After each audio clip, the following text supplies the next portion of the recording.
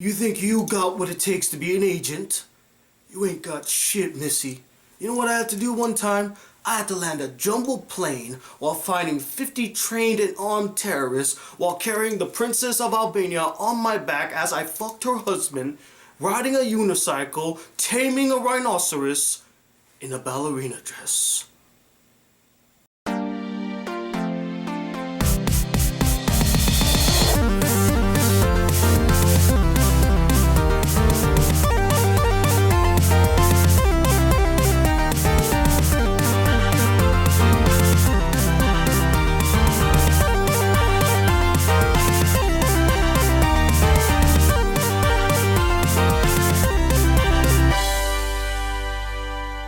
Hey guys, the Black Critic Guy here to review the new Melissa McCarthy comedy, Spy.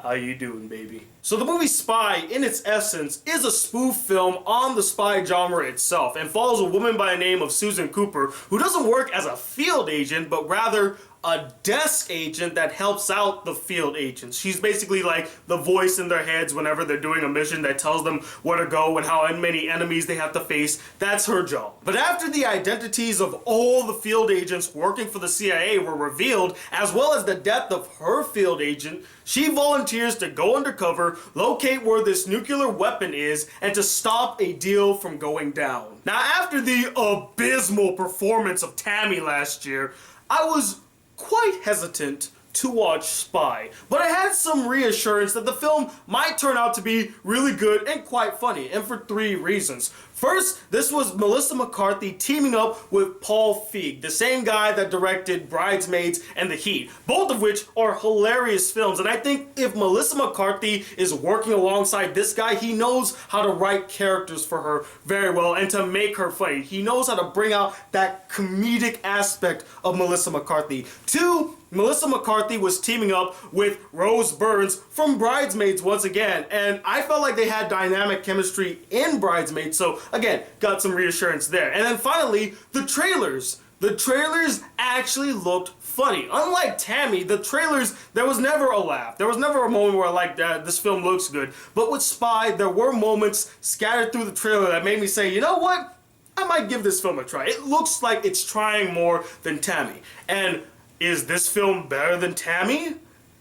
Yes! Yes, it is. And it actually gives me faith in Melissa McCarthy once again. The film as a whole was very entertaining, had a lot of laughs scattered throughout the film, and they were very consistent, and the action scenes were really well executed. And I gotta give props to Paul Feig. I hope that's how you pronounce his name, but he is really improving as a director with each film that he makes, and his films get funnier and funnier each time I see him. He has become a really good comedy director. But the greatest accomplishment that he did with this film, a feat that I thought was damn near impossible to pull off, was that he actually made Melissa McCarthy seem like a legitimate spy. Not only can she hold her own in a scene and kick a whole lot of ass, but she is just hilarious. And I was just like, holy shit, I can actually buy that she's a spy and she can hold her own. And my god, she did pretty well in these action scenes as well. Like,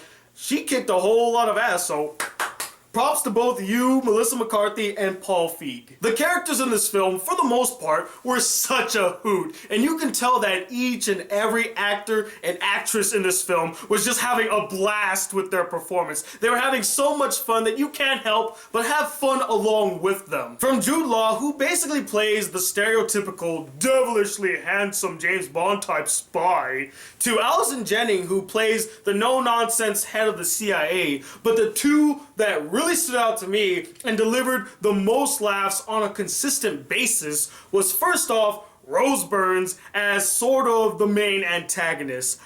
She was just having a ball playing this really bitchy character, and she could pull it off so goddamn well. I mean, when she did it in Bridesmaids, it was fantastic. In this film, she just heightened it to such a level where she wasn't even trying to be subtle anymore. She was just being a true bitch consistently, and she'd be dropping F-bombs all over the movie, and I was just chuckling and laughing and just like, yes, Rose Byrne, you're just awesome. I love you to death. And secondly, and probably the one character that a lot of people are going to be talking about after seeing this film, Jason Statham's character as the agent known as Ford, who is a big talker in every sense of the word. He likes to really exaggerate his stories and talk about how great of a spy he is, and you have no idea what I've been through. You're not a good spy like me.